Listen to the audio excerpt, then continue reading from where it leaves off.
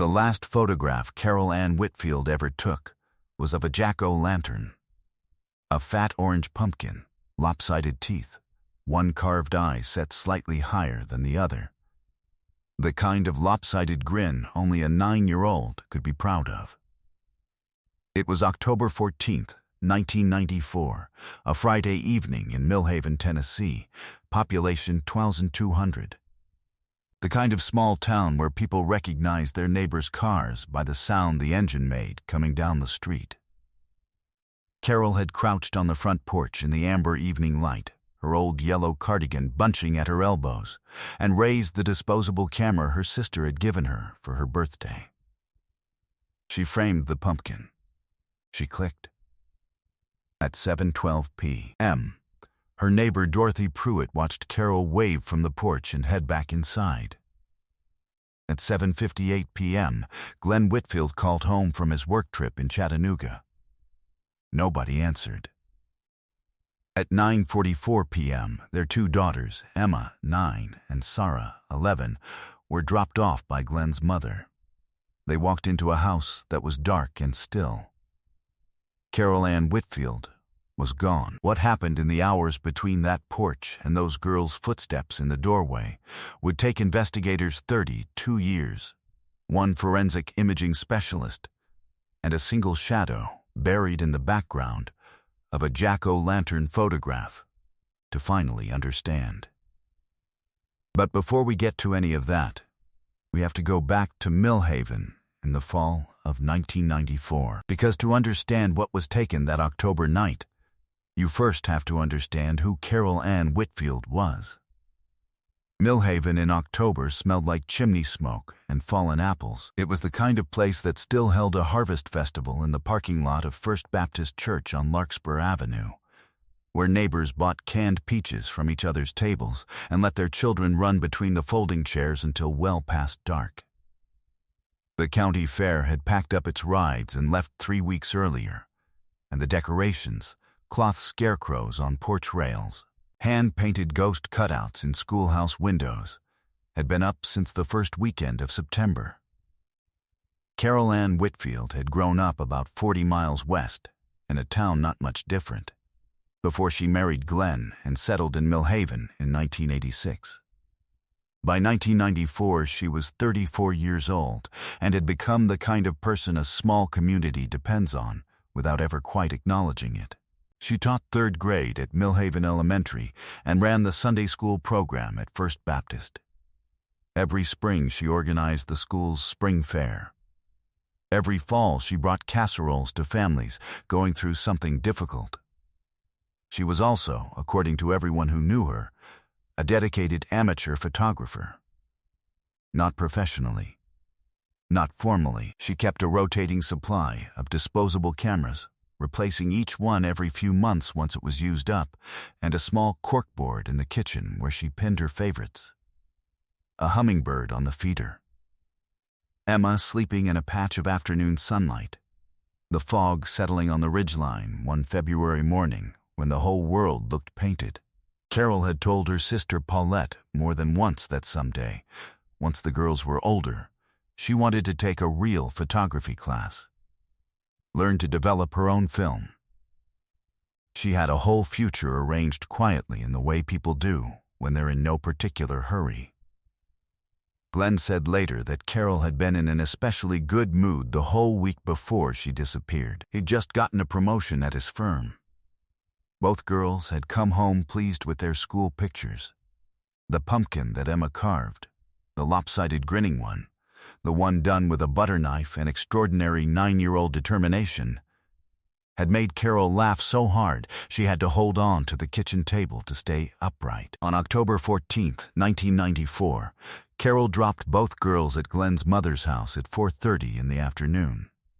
She stopped at the Piggly Wiggly on Route 7 at 4:51 p.m., confirmed later by a receipt found in her purse. She was home by 5:20. She had the evening to herself while she prepared for Glenn's return the following day. At some point between then and 7:12 p.m., she stepped outside onto the front porch, raised her disposable camera, and took a photograph of Emma's lopsided jack-o'-lantern. That was the last photograph she ever took. And inside it, in the upper left corner of the frame, visible only when the image was digitally enhanced more than 3 decades later, was the reason she never made it to November.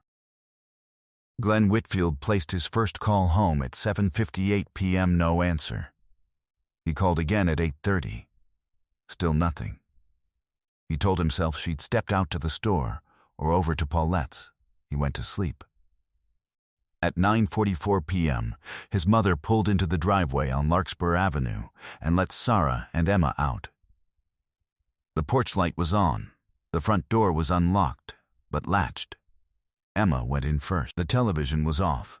Carol's reading glasses sat on the arm of the sofa. On the stove, a pot held water that had boiled away to nothing. She was not there. Sarah called her father. Emma stood in the kitchen doorway and said nothing. Glenn drove through the night and reached the house by 6 the next morning. He called the Hardin County Sheriff's Office at 6:17 a.m. A deputy arrived within 20 minutes. Then a second. By noon on October 15th, a formal search of the surrounding area had begun. What they found inside the house, Carol's yellow cardigan, folded over the back of the kitchen chair. Her purse on the counter with the grocery receipt still tucked inside. Her car in the driveway. Her keys on the hook by the door. No signs of struggle. No broken locks. No overturned furniture. Nothing missing that anyone could identify. One detail the responding deputy noted and could not fully explain: the back door was unlocked. It faced a narrow strip of yard backing onto a gravel alley shared by 3 neighboring properties. There were tire impressions in the soft soil at the alley's edge, fresh ones, consistent with a vehicle parked briefly and then moved. The ground was too soft to yield any useful tread detail. The disposable camera was still on the kitchen counter. 14 exposures taken. 8 frames remaining. It was bagged as evidence and sent for development the following week. The photographs came back clear. The jack-o'-lantern photograph was slightly overexposed at the center, the pumpkin bright against the dim evening yard. Carol's porch railing cut across the right edge of the frame. The yard behind the porch lay in shadow. No one examined the background. There was nothing obvious to see. The film envelope was placed inside the evidence box. The evidence box went into storage. It would remain there for 32 years. The lead investigator assigned to Carol Whitfield's disappearance was Deputy Lou Ann Grayson of the Hardin County Sheriff's Office. She was 29 years old and 4 years on the job. She was not the senior officer on the call. She was not supposed to be the primary investigator. But she had known Carol. Her niece had been in Carol's 3rd grade class the year before. When the case was assigned, she didn't pass it off. In the first 2 months, Grayson interviewed 37 people. She reconstructed every confirmed movement Carol made in the 7 days before October 14th. She verified the Piggly Wiggly receipt, the school day, the Sunday service at First Baptist 3 days before she disappeared. She examined Glenn Whitfield closely. She had to. He was cleared within 2 weeks, corroborated by a Chattanooga hotel record, a dinner receipt with 2 colleagues, and a motel restaurant staff member who remembered him by name. Investigation turned toward a man named Dennis Roy Halley, recently paroled on an assault conviction, who had been seen in the area that month. Grayson interviewed Halley at length in November 1994. His alibi checked out across 2 separate witnesses. He was eliminated from consideration. By December, the leads had gone thin. The ground had frozen.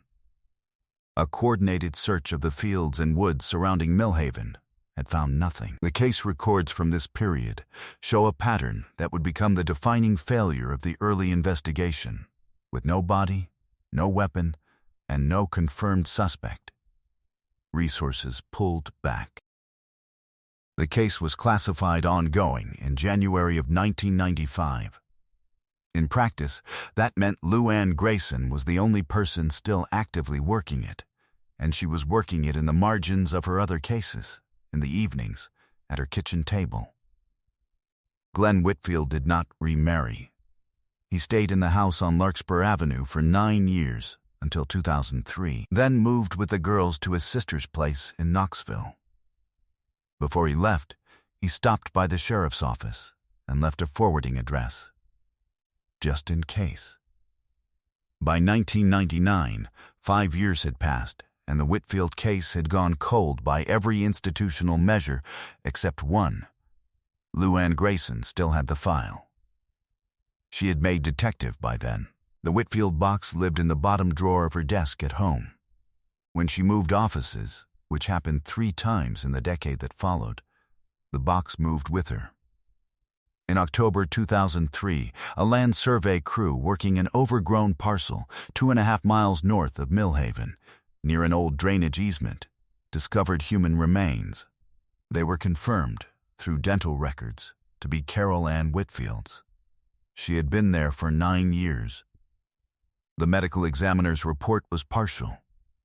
The cause of death could not be conclusively established from what the years had left behind. The case was reclassified from missing persons to homicide. The discovery broke Glenn Whitfield in a quiet and particular way. He had not stopped hoping. He had kept going partly on the belief that there was still something to hope for. Knowing was worse in the ways he had feared. It was also necessary in the ways he had always understood it would be. Emma was 18 when the remains were found. Sarah was 20. They drove back to Millhaven together for the reopening of the investigation. Sarah later wrote that she sat in the car in front of Millhaven Elementary, the school where her mother had taught, for a long time and could not make herself get out. The reopened investigation brought in 2 additional investigators and a state-level cold case unit review in 2006. A volunteer forensic genealogy team examined the case in 2010 and found no actionable leads. The evidence box was reviewed and returned to storage. The film envelope with the developed photographs went back inside it. Every year or two, Lou Anne Grayson, now a full detective, now in her 40s, would pull the box out and go through it piece by piece. She never knew what she was looking for. She only knew she had not found it yet. Every case on this channel represents weeks of research, verifying facts, cross-referencing records, and piecing together lives that deserved more than they got. If you want to help us keep doing that, take a second to like and subscribe. And drop a comment letting us know where in the world this story found you. Now, let's get back to Carol. The break in the Whitfield case did not come from the sheriff's office, or a new detective, or a tip from the community. It came from a request submitted in writing by Emma Whitfield, 39 years old, living in Nashville and working in hospital administration. Emma had spent years following developments in forensic imaging technology. In August 2024, she contacted the Hardin County Sheriff's Office and asked one specific question. Had anyone ever submitted the original photographs from her mother's disposable camera for digital enhancement? The answer was no. In 1994, high-resolution digital enhancement of film evidence was not standard investigative practice in Hardin County. In the years since, no one had revisited the photographs, because no one had treated them as anything other than background documentation. Emma arranged and paid for the film to be professionally scanned at high resolution by a forensic imaging firm in Nashville. The process took 6 weeks. The technician assigned to the case James Okoro, a digital imaging specialist with 12 years of experience in legal evidence analysis, ran each frame through a multi-pass enhancement process developed for recovering detail from degraded photographic media. He started with the jack-o'-lantern photograph. It was the clearest frame in the set. In the upper left quadrant of the image, behind the porch railing and partially obscured by the shadow line cast by the fence, there was a man. He was standing in the narrow strip of yard along the gravel alley. He was looking at the house. Okoro prepared a formal written report. Enhanced images and documentation were delivered to the Hardin County Sheriff's Office on October 2, 2024. 30 years and 2 weeks after Carol Whitfield had stepped onto her porch with a disposable camera and photographed her daughter's jack-o'-lantern. Lou Ann Grayson had been retired since 2021. She was living in Cookeville. She received a phone call from a former colleague that same afternoon. She drove down the following morning. The figure in the photograph could not be identified from the silhouette alone, but the silhouette, combined with the layout of the alley and a systematic review of property records from 1994, allowed investigators to work methodically outward. The gravel alley behind Carol's house shared a boundary with 3 residential properties. In October 1994, one of those properties was owned by a man named Raymond Dale Hoover, 51 years old at the time. Hoover had been a deacon at First Baptist Church on Larkspur Avenue for more than a decade. He had lived on that alley for 19 years. He was the man who had once helped Carol when her car got a flat in the church parking lot, a year or so before she disappeared. Glenn remembered it clearly. He had shaken Hoover's hand and thanked him. Carol had waved from the driver's seat. Raymond Dale Hoover appeared once in the original case file. He had been listed as a neighbor, noted as having no known significant connection to the victim, and passed over without a formal recorded interview. The file notation read, "No further inquiry warranted." Hoover died in March 2011 at age 68. What was possible now, what had not been possible in 1994 or 2003 or 2010, was genetic genealogy. The state of Tennessee had significantly expanded its forensic DNA database over the preceding decade. A biological sample recovered from Carol's clothing during the 2003 discovery of her remains had been preserved in the evidence box. That sample had been run against existing databases in 2022 and had returned no match. In November 2024, it was submitted to an expanded genealogy database with broader familial matching capability. The match came back pointing to a specific family line. That line, cross-referenced against geographic data from the case and property records from the period of the disappearance, pointed to Raymond Dale Hoover. The match was confirmed in December 2024. It was not partial. It was conclusive. With Hoover deceased, there would be no arrest. There would be no trial. But there was, for the first time in 30 years, a name. The Hardin County Sheriff's Office held a press conference on January 8, 2025. Glenn Whitfield, 70 years old now, a little slower on his feet, his hair gone entirely white, sat in the front row. Sarah was on his left. Emma was on his right. He did not speak to the press. Sarah told reporters later that he had cried quietly the entire drive home, looking out the passenger's side window at the Tennessee hills, and that it was the first time she had seen him cry since October of 1994. Emma Whitfield released a written statement through the sheriff's office in the days after the press conference. She wrote that she had been looking at that photograph her whole life without knowing what it contained. The image had lived in a box of things they kept, a box that traveled from Millhaven to Knoxville to Nashville over the years. She had seen the lopsided pumpkin, the one Emma herself had carved, the one that made her mother laugh hundreds of times across 3 decades. She had never thought to look at what was behind it. She wrote, "My mom took that picture because she was happy. She wanted to hold on to a good evening. She was looking at what we'd made together, at how funny it was. She had no idea someone was watching her." There is something specific about Carol Ann Whitfield that stays with you once you know it. She was a woman who found the world worth photographing. The hummingbird on the feeder. The morning fog on the ridge in February. The silly pumpkin her 9-year-old had carved with great seriousness and imperfect results.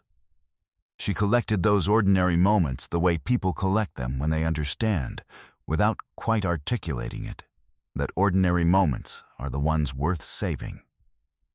She was 34 years old, with daughters who were just starting to become themselves, with a husband who was proud of her, with a corkboard in the kitchen where she saved the moments she loved.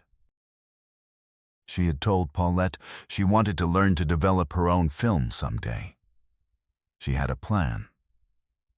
32 years is a long time for a truth to remain hidden. It is long enough for daughters to grow up and become adults and build their own lives and still carry something they cannot put down.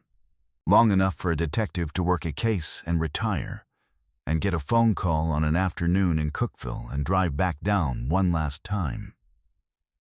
Long enough for technology to catch up to what happened in the dark on a warm October night in a town where everyone believed they knew their neighbors.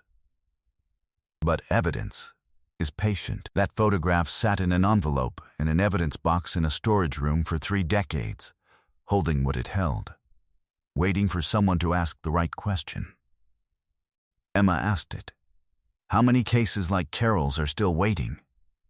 How many evidence boxes contain something that no one has thought to look at again with newer eyes and better tools? How many families are still living inside that particular grief, not knowing, and understanding somewhere private and quiet that not knowing is its own kind of sentence?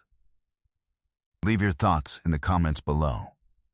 If you know of a case you think deserves a closer look, tell us about it there. Justice found Carol Ann Whitfield after 32 years, and it found her because her daughter refused to stop asking questions. If you believe truth is worth pursuing no matter how long it takes, subscribe. More cases are waiting in the description. Thank you for being here.